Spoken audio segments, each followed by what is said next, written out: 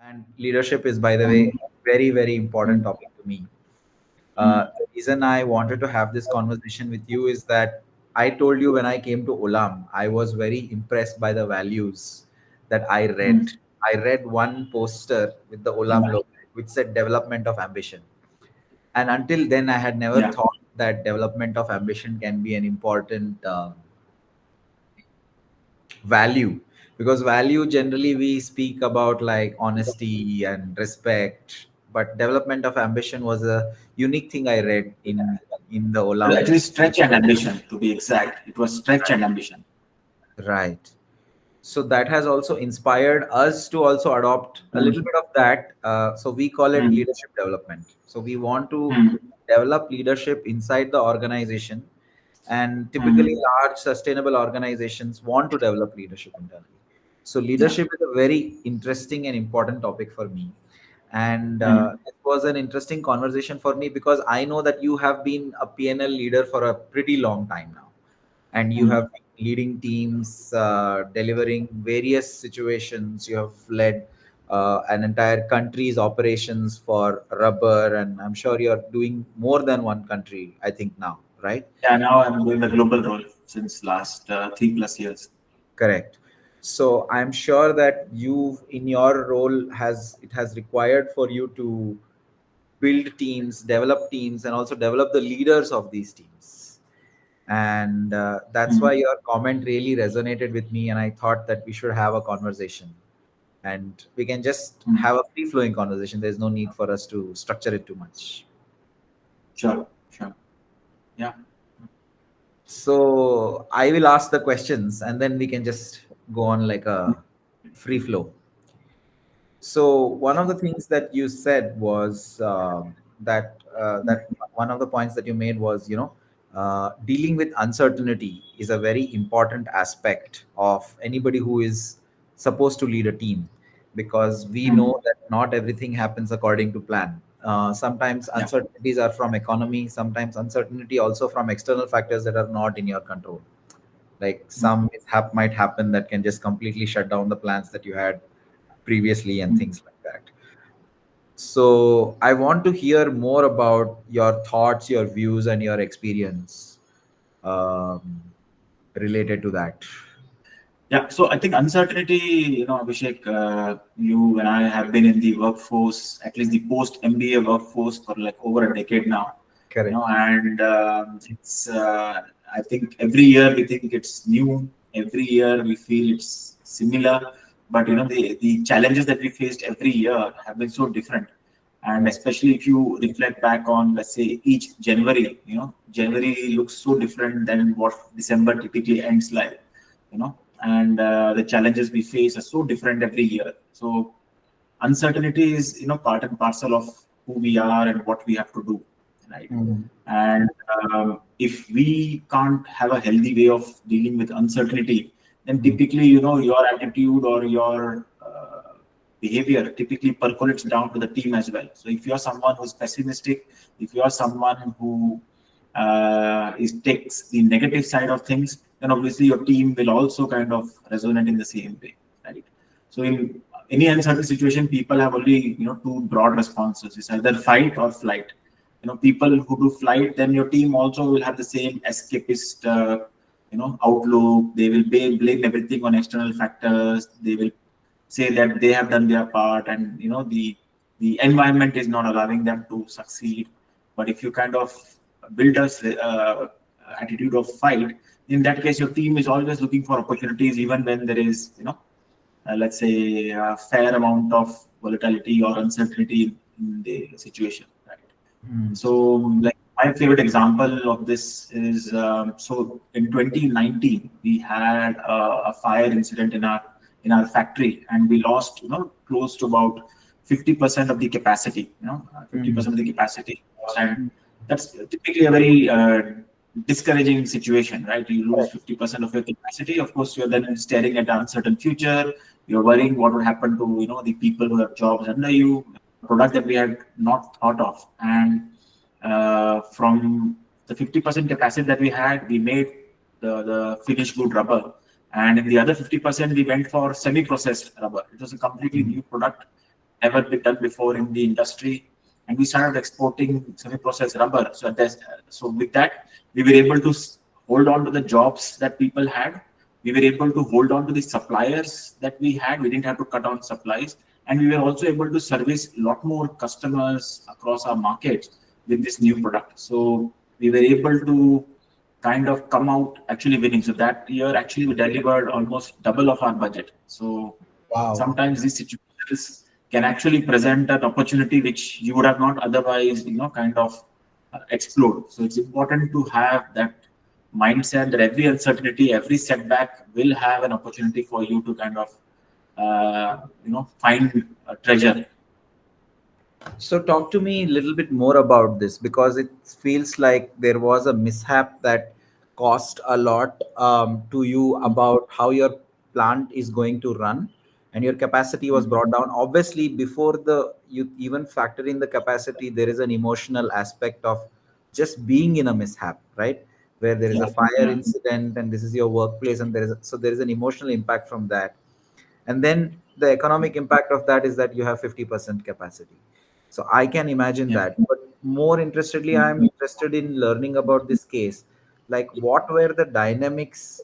Because obviously you use the situation to create a opportunity for you, and it, in the long run, when you, in hindsight, it looks like a something that good, many good things came out of it. Yeah. So how do you feel the dynamic was different from day to day operations, and what made this innovation happen? What was different in Mm. that situation that pushed the team to innovate? What do you think are the ingredients of that? I think generally, I think Olam, has a culture where they kind of stress more on learning from your mistakes Hmm. rather than dwelling on them or crying over, let's say, sweetness, right? So Hmm. when we informed our management, hey, we lost 50% of our capacity, their Hmm. question was not, how the hell can this happen and what are the issues and all that. Their response was fairly simple. I hope nobody is hurt. I hope people are safe. These kind of things happen, so it's okay. Kind of see how best can we salvage the situation and what can we do. So when you get that kind of responses, and that kind of gives you a little bit of resilience. It also allows you to make those mistakes and say, hey, okay, if I make a mistake, if I make an honest mistake, there are people who will back me up, right? Hmm. So I think that was, and I think the other thing was since that fire incident, we've not had a single LTA in our facility. So it's been over 6 years. We have not had a single LTA. So Wow. it's been over 2,000 days that we've not had a single LTA in the factory. What is So LTA? What is LTA for our audience? What? basically, when you get injured and let's say you have a work accident or you get injured and you have to take the day off. So if you have to, let's say if I get injured and I take today's day off, then that's count as one Right. LTA, lost time due to accident. The full Right. form is lost time due to accident. Right. So I think we picked up some of those learnings, and I think 6 years plus we've not had a single incident. Of course, we picked up other learnings. We saw okay what caused the fire, and hence what solutions can we look at to kind of make sure that this doesn't repeat again. We Hmm. made those corrections. We made those investments not just in machines and systems, but also in people and behavior. A lot of the things that we observed during that situation.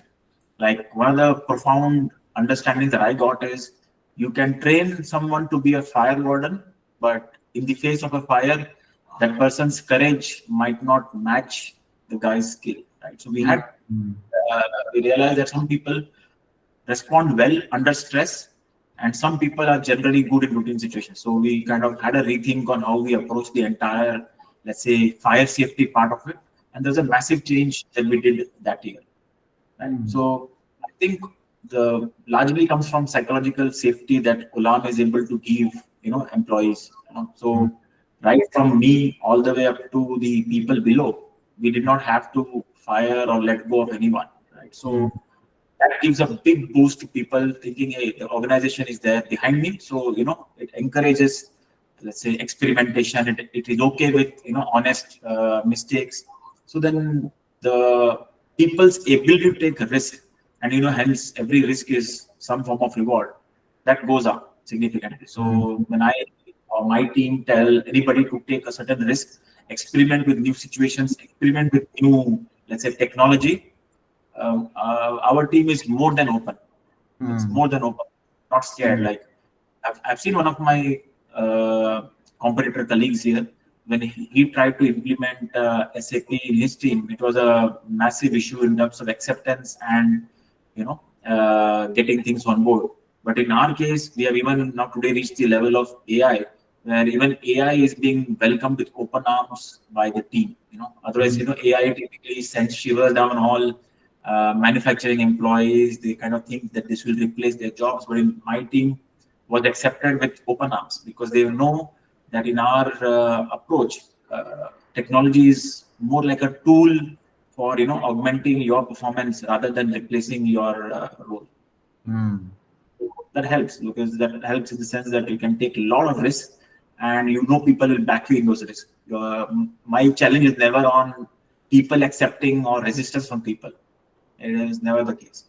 That's a Nice. big advantage that we have. Nice. So one is the psychological safety, and also this point you made about how the management and the organization as a whole is backing you up and worrying for your safety in times of such a mishap, and that makes you feel take more risks. But at the same time, I'm sure there was also an element of innovation, right? There was a new spirit that we need to Mm. overcome this situation, which not only you overcame but even did better than previous years. Yeah. So what is the ingredient for that? How was that environment different from your day-to-day environment? Yeah, so I think experimentation is something that we encourage usually, and we can. And the biggest enabler for experimentation is how do you react to failures, and how do you respond to anybody kind of making a mistake, right? Mm, mm, If you as an organization are going to attack someone who's making a mistake, make or belittle them when they fail, then you will never have a culture of experimentation. But if people see that, hey, the management is rewarding me for my experimentation ability, whether it succeeds or not is immaterial, but it is kind of rewarding me for my ability to experiment, my ability to take risks, my ability to go beyond what is the usual definition of my role. I think that's a big enabler. So we have, as a company, rewarded quite a few people, uh, be it financially or non-financially, mm. for taking risks and experimenting. And we have done that regardless of outcome, because not all experiments are successful. You will have several experiments which don't succeed. But if you say that I will only reward when the experiment succeeds, that also kind of takes away one big enabler, right? So Mm. if I have a feeling that I will be rewarded only if I succeed, then people, always are choosy in what experiments they will run. But if you feel that the company is going to reward me for risk and logic, and not necessarily outcome, then it's a different feeling people have when they approach such situations. And that led to people coming up with new ideas, and that Yeah. led to people feeling, I'm sure there was an element of, hey, let's get out of this situation, what can we Mm. do? And there was some meetings. I can imagine only from my mind that there would be more meetings, and then a lot of ideas would be discussed, and then finally a Yeah. disagreement would have come up with, okay, this is a strategy, we'll build a new product and we will see how this does in the market, etc., etc. I'm assuming Yeah. those, that's how the story unraveled. Yeah. So we kind of like, I think we spent dwelling on the incident, maybe one meeting only, where we kind of, each one of us had our own inputs on why, what happened. And then the next meeting was about what can we do. So each one of us went back to the drawing board and we kind of thought hard as to what can we do in situations. So we were thinking of quite a few things. Then one of my team members came up and said, hey, Vijeth, this is what we can do. We are already exporting some part of raw material unprocessed. We Mm, have spare capacity now. So why don't we use that spare capacity to kind of ramp up semi-processed rubber. mm, Um, at that time, we semi-processed was a local consumption in the sense that you would do a semi-processing for yourself. You would mm, not typically sell semi-processed rubber to the outside world. And we mm. said, okay, we do semi-processing because it's advantageous from a technical point of view for us. Why not we give the same value proposition to some of our customers who are today buying unprocessed rubber? We'll Right. ship them unprocessed rubber, semi-processed rubber, And the advantage of semi-processed rubber was it is a lot more safer product to transport than unprocessed rubber. So, shipping lines, everybody came on board. They said, hey, we'll support this product. We'll give you more containers. We'll give you competitive freights, right? Customers initially a bit skeptical, but once they, consume the first lot of these shipments, they realize that it's a massive advantage over, unprocessed rubber. And then customers started demanding only semi-processed rubber. So we were able to scale massively. And at that time, of course, a lot of new stars were created. There are people, apart from my technical team, even in my shipping team, there are people who found solutions around freight and freight management. And so, they've all got obviously good exposure and good feeling out of the success of this product. Yeah, because I can imagine the intensity with which your team was involved in solving this problem, because of the emotional impact of that mishap. And that intensity has led to solving many problems which you probably did not think previously existed. You have discovered those problems and solved those problems and actually been benefiting from the solutions of those problems even today. Yeah, true. So that's big. And of course, we carried on that spirit even in some of the other projects that we've done over the years. But I would say that would be my favorite, let's say, moment in my career. Yeah, it's interesting that you are saying the favorite moment in your career was actually dealing with a challenge and not a celebration of a victory. Or, of course, you did have a big victory after that. But it's Yeah, interesting that you're talking about overcoming a challenge as a favorite moment. yeah, Um, yeah, it probably shows how much we value overcoming challenges and how important it is for us. yeah.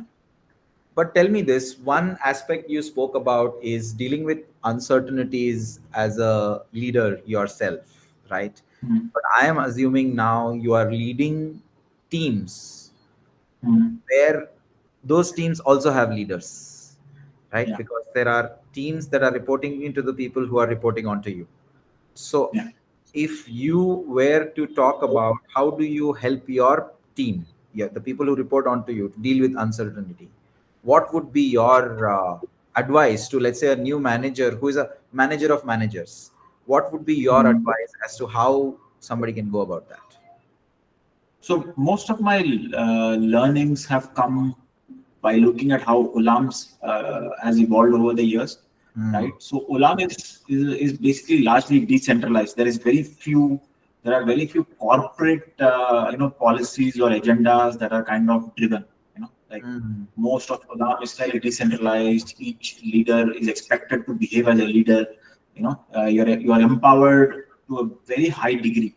Hmm. Like I come from marquee FMCG brands like PepsiCo, and these are companies which are very structured and not very decentralized. They're very centralized. There's a very fixed way of doing things, Regimental. right? Yeah, it's a very regimental way of doing things. But in Olam, it's a very decentralized situation. Each one has the opportunity to define what they want and how they want to do it, as long as you're not crossing any boundaries of either ethics or let's say legality. The company is fairly open-minded, right? And that's the same thing that I've tried to do with my team, and to give each one of them a fair amount of independence in their respective roles. Hmm. I just make sure that in terms of strategies of people, we are aligned, but Hmm. they have full freedom on defining what they want to do, the kind of strategy they want to come up with.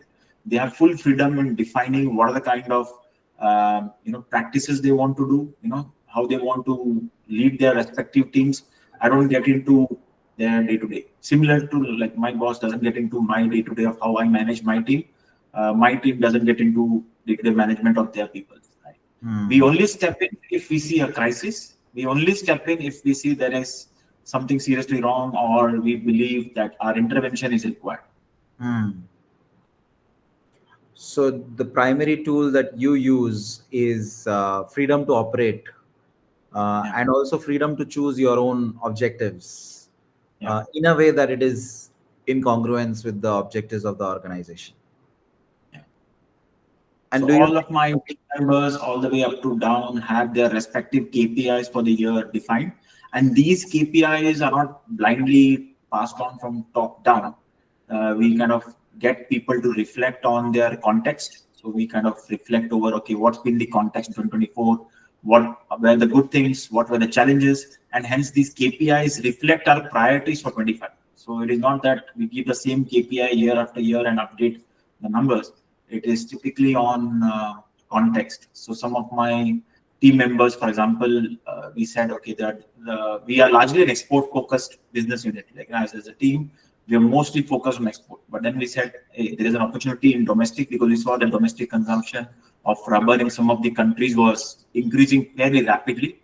So one of the KPIs that my team has for this year is developing the domestic business. So we've identified customers we can, kind of develop, trade flows that we can take advantage of, and we said we will try to develop that this year.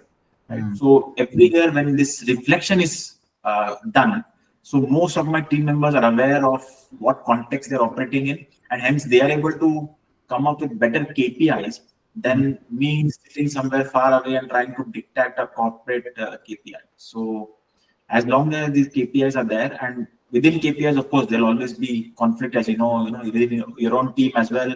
You will have developers and you'll have testers. Always they'll have conflicting KPIs. In our team, conflict is actually welcome as long as you are within professional boundaries. All conflicts are welcome because I believe conflicts force you to come up with better solutions than what you would have just thinking about yourself. Right? So we have conflicts. So none of us shy away from conflicts. So 8 hours, each one of us are let's say, our best critics. So focus on that rather than dwell on like if I were to send a criticism to my team member, let's say sitting in Vietnam, their first reaction would not be of feeling let down or criticized. They would like, okay, this is an opportunity for me. Even if they don't agree with me, they kind of see where my perspective is coming, and then they try to convince me. And Olam has a simple rule: it's not hierarchy which wins; it's basically superior, logic. So as long as they have a logic superior than mine, they will win. That's the logic that we all follow. So hence, team members in my team, even the ones at the very bottom of the, let's say, the hierarchy, are not afraid to bring up their suggestions, are not afraid to voice their opinions, are not afraid to challenge some of the assumptions. Right. So two things strike me. One is you spoke about reflection and how important that is in developing the context so that there is cohesion in the team. So how can teams or managers, like, what can they do to encourage that reflection? Because reflection is an internal process, right? Yeah. You can give somebody a task saying do the reflection, and the person might be watching a television program and come back and say I have reflected, right? So Yeah. talk to me a little bit about this reflection, because it seems to be a very key ingredient in So developing. we have multi-level reflection. So for example, we have a weekly meeting called operations meeting. I'm just talking specific to my factory, for example. We have a weekly meeting, which is usually 2 or 3 days before the maintenance of the plant. And the only topic of reflection that is how has the production happened for the last, let's say 1 week. What were the production challenges we faced, and what are the quality challenges we faced, and which machines, cause those issues, and what should the maintenance team do to kind of address those issues, right? So that's a reflection that we do on a weekly. We keep it simple. We don't get into functional discussion. We don't discuss what HR is doing or what others are doing. Simple, everything focused on production.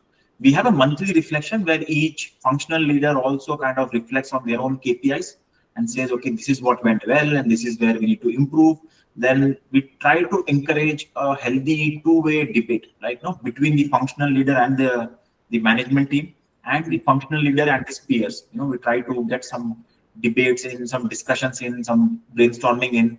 So end of the meeting, the functional leader or others who were participants kind of leave with some idea, some context, or some suggestions, which they might not have been able to come up with because of their routine involvement. We also have a half-yearly reflection where we see how the first half went and then how the second half can go. We have a yearly reflection as well, which is typically during the budgeting time. So we kind of reflect over, okay, what were the assumptions we took in budget last year, and what was the actuality against that budget this year? Where did we go right? Where did we go wrong?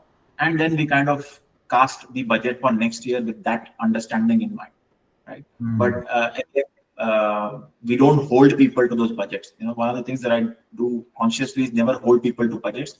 Always hold people to plans, because budget, none of us have a looking glass which will tell you exactly what is happening in the world, right? You don't know what can happen even 2 months from now. Forget about forecasting for the next 12 months. So what we do is every month we do have a discussion on the plan. Now you have a budget of X, looking at the current context, market situation, prices, we do discuss plans, and then we try to see how best can we meet those plans, right? And in the budget, we don't typically focus on all indicators. Like for some of my team members, the indicator that we focus on is on volume. For some of my team members, the indicator we focus on is profitability. For some of my team members, the indicator we focus on is capital productivity. So we don't try to bamboozle people with like 20 different KPIs. For all ground level people, we give max 1 KPI. For all supervision level, max 3. For all leadership and management level, max 5. So we don't try to create like a laundry list of KPIs that everybody is expected to follow. So as a business unit, we have about 35 KPIs that we follow between the 8, 9, 10 teams that we have across the business unit. Wow. So you have like the entire organization or the business unit runs on only 35 KPIs. Yeah. That's a very interesting. I wouldn't imagine that you could just have like a 2-digit number, because there's so many things you can track, right? Yeah. So again, like we have to make the distinction between job description and KPI. Correct. Correct. Obviously, people have to chase a lot more Correct. things in their day-to-day. But what is key for our success this year? That should be the KPI, right? And KPIs cannot be fixed. It has to be flexible in the sense that if the context of the world has changed, you need to adapt your KPI. You can't say no. In let's say October of previous year, I decided this was my budget and this was my KPI, and hence I will stick to it till the next budget. I think that should not be the approach. I think most leaders fail there, where they kind of marry themselves to the budget as if the budget is the gospel of truth. If you can't be flexible and agile, you will lose opportunities. So what I have seen is that if you adapt and you keep updating your KPIs, then you obviously do better than what you budgeted for.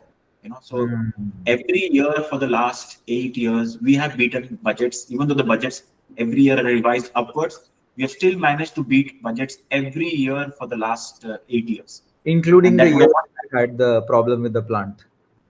Yeah, even when they had problem with that, we beat the budget and we beat even last year.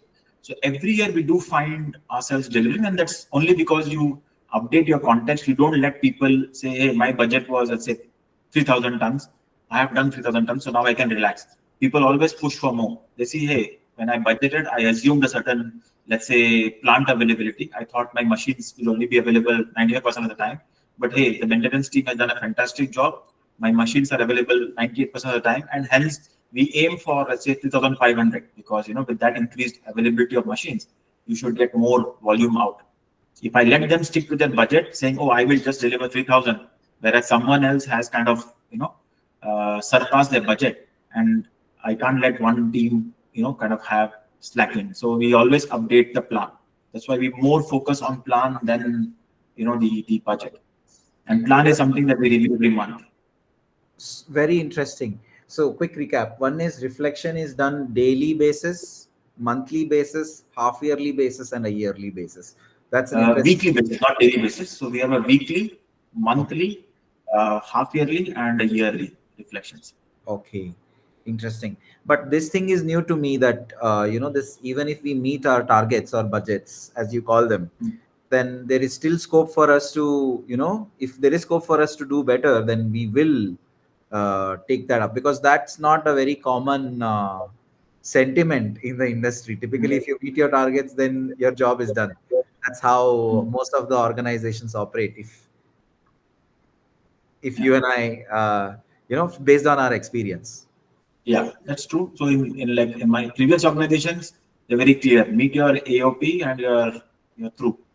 But I think here, since one of our values was anyways, stretch and ambition, so we always looked at first meeting the budget requirement, because each budget, if you break it down, there are a set of inputs which are supposed to go in. There are certain, let's say, environment you are supposed to accomplish those.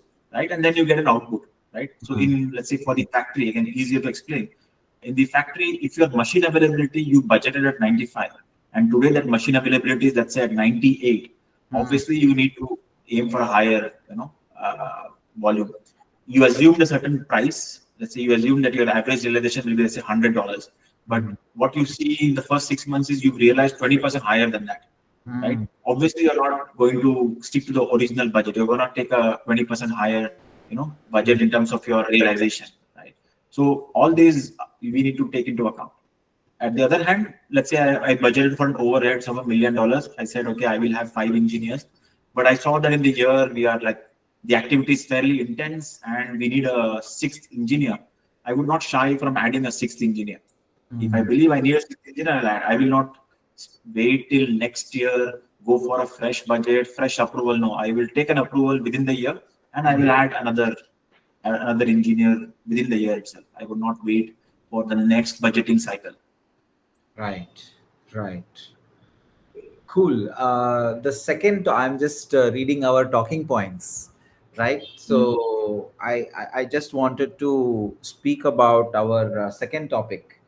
So Mm. we spoke about uh, uncertainty.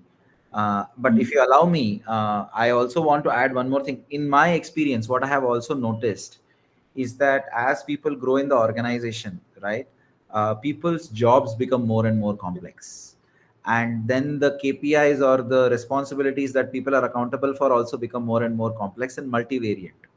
So it's Yeah. common for people who are growing up the ladder to experience more failure than people who are have working on one KPI, for example, right? Yeah. So while you're dealing with uncertainty, I have also noticed that people's ability to deal with failure and setbacks is just as Mm. important. But I like how you mentioned about having psychological safety, not dwelling on the mishap so much, what went wrong so much, but what we can do from here and stuff like that. So that's an interesting story. The other point that we wanted to discuss that typically happens for people who are leading teams is that time is a Mm. limited resource, right? Yeah. And you can only choose to focus on finite number of things. And like you said, five. You cannot even Yeah. have more than five KPIs for even a very senior person in the organization, right? Yeah. So, what are the disciplines that you would recommend, or you have learned, or you have observed that works for you in terms of how you prioritize where to put your focus and where not to put your focus? Because this is a big problem for a lot of people who are leading teams and responsible for Yeah. multiple facets. Yeah. I think this depends very much on the kind of person you are and the kind of environment in which you have come up, right? Mm. So I am a person who hates unproductive things. I'm a Mm. person who loves efficiency. I try to look for efficiency and productivity in everything that I do.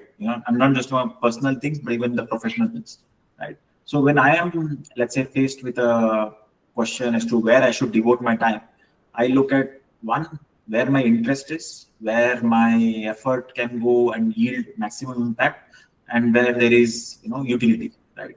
For example, let's say you and I are debating over something. Okay, let's say you want to, let's say, debate on current politics in India. Okay, Mm.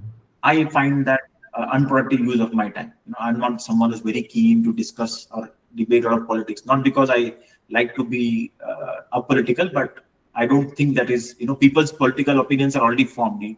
Very rarely have I seen that a debate changes someone's political opinion. So Right, you will never find me arguing with you on politics. You will right, say, hey, this is how it should be, and I will say yes, and I will move on, right? right, You will find me agreeing to each of your political views, regardless of what my real views are, purely because I feel I should not waste my time trying to convince you of something, right? right. So I always look at impact and I always look at utility, right? And I see where I should put my effort. So I typically approach everything in my life with that lens in mind. So there will be office, like every workplace has office politics. You have people who focus on their work, and you have people who focus on work plus some of the other surrounding politics, right? Mm. Choose to engage. You can choose to soak in that negative energy, but on the other hand, you can choose to ignore them, right? You can ignore them as if they don't exist. right? Mm. So continue to focus on what you believe is useful. For me, I believe I don't engage with much of my colleagues who I see as, let's say, who engage in office politics more than productivity. So I Mm. prefer to kind of keep minimal relationship with them, and I focus on where I can impact, which is my work. Right. So I Mm. believe if I focus, keep delivering my work, I can keep myself engaged and keep myself happy.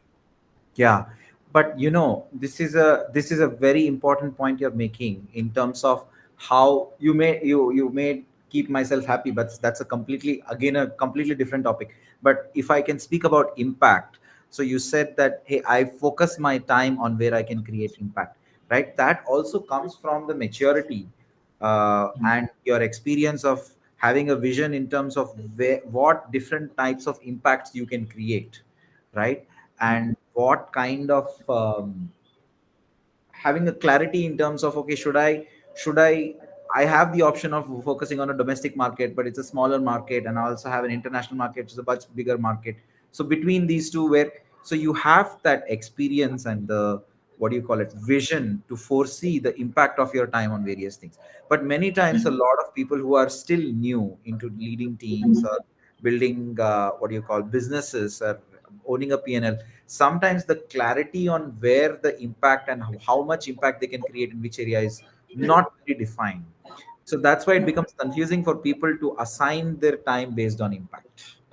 Hmm. So is there like some ingredient or some tip you would like to give to people? Because I see this among people who Hmm. are fresh team leads, right? Because Hmm. the question in their mind is, should I do what my manager is asking, or should I do Hmm. what I think is right? Hmm. Right? Which I am So hesitating to say, because if I say it and if it doesn't work out, then I will be the one. So this is the hesitation that people have. I mean, I'm just giving you two examples hmm. of confusion, but there are many confusions and people have. So what would be your tip for somebody like this? I think, see, let's say people who are fresh team leads and do not, let's say, have the sense of prioritization because they're fairly new or inexperienced. I think my rule always has been, when I'm confused, I always follow my boss, right? Mm. I always follow.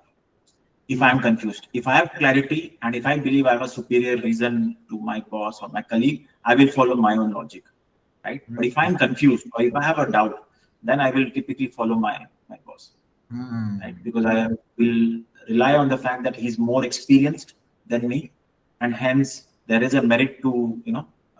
But if I have a conflicting confusion, Mm. when I believe that my manager is giving me a instruction which is conflicting to who I am or what I want to do, obviously then I want to discuss. I prefer to discuss, thrash it out, and in the end, if there is still a confusion, I will prefer to follow my manager.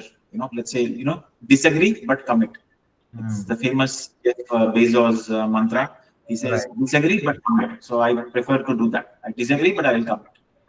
By the way, I've been geeking out a lot on Jeff Bezos's team management gyan. I feel that he is very good in a lot of ways. He looks at team dynamics and individuals. He made a very Mm, interesting point. You spoke about happiness. He made a very interesting point about job satisfaction. He mm, says that no, work life balance.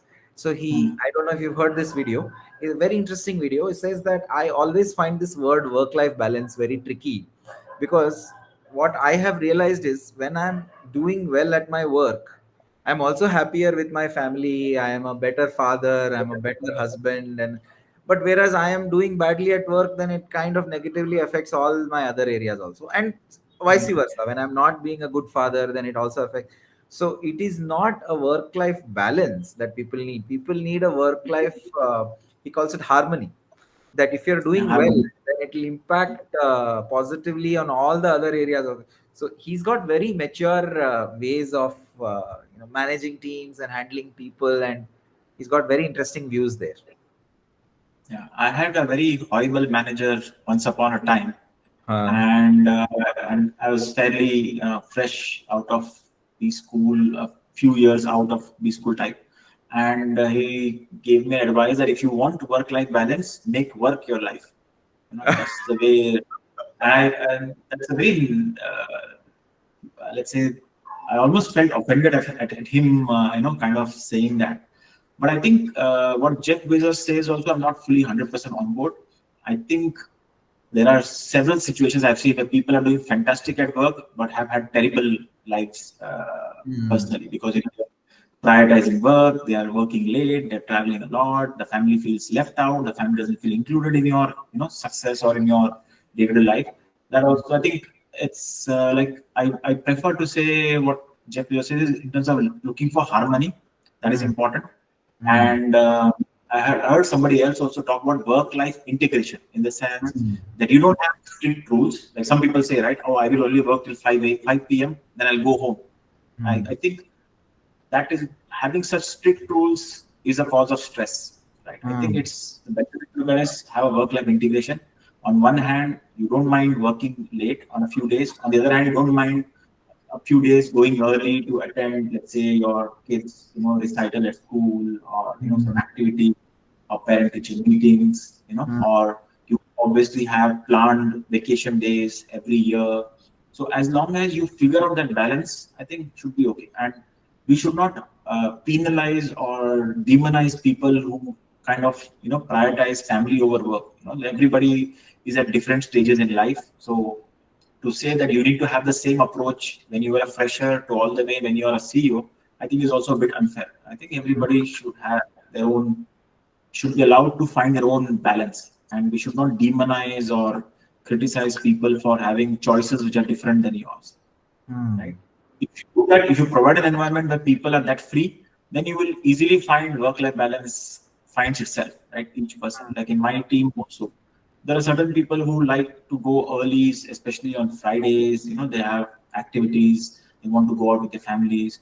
We don't normally stop them. And these are the same people who would stay up late in the night till let's on the weekdays to get an important presentation in, or take calls on weekends to kind of meet any ad hoc deadlines that come in. So if you allow people to be flexible in their mind, allow them flexibility without creating very strict rules, you find that they find their own work-life balance very easily.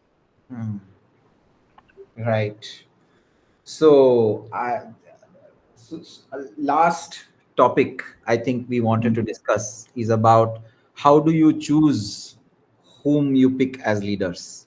And I remember the post that you had written. It was about people who can inspire, motivate, and guide. Right? These are the Yeah. three specific points you had. And you also specifically mentioned about maybe somebody who's a very good individual contributor may or may not be a good leader for your team. So why, so what is the reason you pick these three things, like inspire, motivate, and guide? Why did you pick these three things?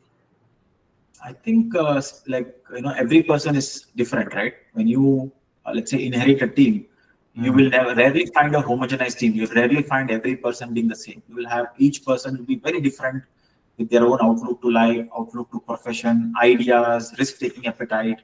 So if you're someone who has empathy, and empathy is what these three words are, if you Mm. have some, if you're someone with empathy, you will find your recipe for each of these people. Right. So the way you motivate person A is not the same as the way you motivate person B or person C. And that ability you get only if you have empathy. So when you have empathy and you say, hey, I'm now Abhishek's manager, and Abhishek, needs to be motivated, then I know what things work for Abhishek. Abhishek might not be motivated by money. Abhishek might be motivated by recognition. Abhishek might be motivated by autonomy. Abhishek might be motivated by flexibility, right? So if I don't know what Abhishek is motivated by, then how do I inspire him and how do I guide him? Mm. The inspire part also comes from walk the talk. If I told Abhishek, hey Abhishek, you need to be in office every day at 9 a.m., while I Mm. myself came to office at noon, that is not going to be credible, right? That is, you're gonna think to yourself, hey, this guy just because he's my boss comes 4 hours late to work, but expecting me to be on work every day, right? Mm. So that's also, and that credibility comes only if you have empathy. If you are someone who is not cannot empathize with others, then you will usually set rules which you yourself are not going to follow, but you expect others to kind of follow you blindly. So I think that's why I said these three things are important. Can you Mm. inspire? Can you guide? Can you motivate? Because let's put it this way, Abhishek. in your team you have quite a few bright guys, and they are good engineers, right? They are good engineers. Now, I would believe that, let's say, if I were to be their manager, I don't have the same technical skills that they have. Like I met your colleague Anirudh, for example. Like Anirudh has good technical skills. I don't think I have good technical skills. So obviously, I cannot teach him technical skills. But what I can do is find what motivates him, what can inspire him, what can guide him, and I can point him in those directions if I have that empathy. Right? That's the same here. Like I have in my team people who are really good on technical. I obviously cannot teach them technical, but I can help them with prioritization. I can help them with where they need to think more and where they need to do more, right? And I have people who are absolutely not structured in the way they think. They are not engineers or they're not maths guys, but they are a bit free flowing and they have their strength. Their strength is chaos, right? They do better when there is ambiguity. So those kind of people, I kind of point them what they can do better and leverage their strengths. I don't beat them up on saying you're not structured in your approach, but rather I try to see how can we channel their chaos into something better. Right, right. No, I agree with you. In fact, what I believe that with the level of talent that India has in the cricket team, we should have had far more World Cups than we have had today. And I believe that one of the reasons is because of lack of leadership, for a better term. Of course, we've had great captains. Saurav Ganguly is very respected. Dhoni, of course, you can't fail his record, but Virat Kohli and Sachin Tendulkar was also a captain before. So of course we respect these captains a lot, but I feel that the crisis leadership lack of leadership produces inferior outcomes, and I feel the only gap, like why we lose big matches. I know that we have won 2 ICC trophies after our loss in the World Cup, but still, to having lost that was not an easy loss. We also lost an ICC trophy to Pakistan in a very bad way in 2000. So I 17. 2017 for 17 was, yeah, 17. You're right. That could be. So and the 2003 World Cup final, right? Who can forget that? Hmm. Zahir Hmm. Khan getting hit for 19 runs in the first over, right? So I do feel that leadership is a very important element of creating success, and I do feel that this, as a society, we have not invested in developing leadership systematically. And leadership is not it's not different from programming. For some people, programming is magic, right? Okay, if you are not a programmer, then it feels like what this person, but it's not really like that. It can be it has a science and things like that. It can be broken down. Of course, it cannot be completely like a mechanical formula based system, but you can develop what do you call it, leadership in among your ranks. And I think in ISB we read the GE case study, which was very famous, right? Like how the GE always promotes leadership within its rank. I think that as a society we have not invested enough, or at least the some of the societies are poor because they have not invested enough in developing leadership among their own societies. And that's why I feel it's a very important area for us to invest. And that's the leaf that I took out of Olam's values, and we made one of our values in the organization. So our first value is engineering excellence, and the second one is leadership development. Because we are an engineering organization, our focus is still on engineering, but the second one is leadership development. So that's, of course, we cannot claim to have developed ourselves to the extent that Olam has, made progress and grown as an organization. But it's a very important focus, and I also personally feel that this is a very interesting topic for me. I can take a little bit of admit to a little bit of bias to picking this value, because this is also out of my personal interest in developing leadership in society. So that's why your posts related to leadership always, like, they make me think. And sometimes I write a comment, but sometimes I just leave a like, but they're always making me think. And I thought it'll be nice to just have a short conversation, even though now it's already 50 minutes. And Sure. yeah. I think on that topic of leadership, I think where we are missing out, as a country, I think is our education system. So, like when I look at my daughter's education system, my daughter is about 10 now, but she's a lot more independent and opinionated in her thoughts than I would have been at her age. And the difference I find is in her school, the curriculum, there is a lot more stress or accent on research. There's a lot of accent on developing yourself. There's a lot of accent on life skills, right? Which I don't find was there, at least during my time when I was growing up in India. Right? Right. So my ability to research a topic is always weaker than what my daughter is able to come up with. And I think if in our education system we can have more focus on research, we can have more focus on presentations, we have more focus on public speaking or any speaking of that matter. If we can have more focus on composition, I think we will do better in terms of developing leaders, because leadership comes from having access to so many diverse viewpoints, your ability to kind of stimulate yourself in your thinking. If I was to just, let's say, wrote a line from the book and reproduce on an exam paper, there's not much thought that I'm actually putting in. All those concepts, I'm not really learning them. I'm just, kind of memorizing them. But if we had a more open education system, right?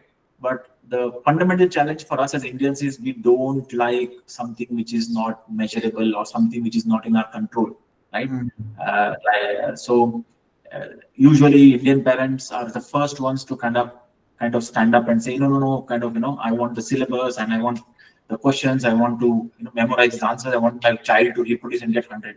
But not many kind of look at the other part of it, which is, let's say, can I develop them to good speakers? Because, in your work as well, let's say your team, engineering skill is one, but if your engineer doesn't have the basic ability to communicate, doesn't Right. have the basic ability to sell his solution, Right. what will you do with the brilliance? Nothing, right? Right. End of the day, Jeff Bezos, like you and me, we know him less for his engineering skills, but we know him more for his management skills, his team building skills, his organization building skills, right? You and I remember only those. Right. So me, that's part. That is the part where we are, kind of missing out a bit. Hmm. Interesting. So you feel that this is also spawns from the way education is being taught. It's not the syllabus, but the mode in which it's being taught, the mode in which Yeah. examinations are conducted, how much independent research you're doing, and also how well you're organizing your thoughts and presenting them. Hmm. I've never thought about this. Something interesting for me to think about. Great, Vijay. I think time just flew. I do not know how we spent an hour. We just got Yeah. talking, and then I hope that I'm sure a lot of new anecdotes will come out of this discussion. Thank you so much for your time, and I'll publish this and I'll send you the link, and also maybe post something on social media. Sure, sure. Thanks so much, Abhishek.